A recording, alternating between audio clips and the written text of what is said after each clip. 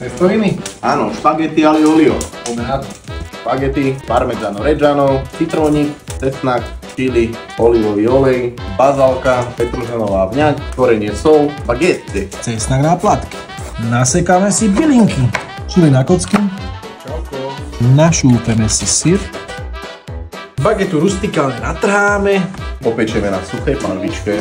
Na záver, keď máme bagetky opečené, pridáme kúsok cesnaku, milimeter olivového oleja. Po osolenie viacej vody si dáme cestoviny. Takže takto ich tam ponoríme. Rozručíme si poriadnu dávku olivového oleja, cesnak, nožičku čili, korenie, sol. Teraz pridáme cestovinky priamo z hrnca. Voda z cestovín, troška menej. Velikánsku porciu bylinok a na záver pekná porcia parmezánu. Pridáme tam troška citrónovej kôry.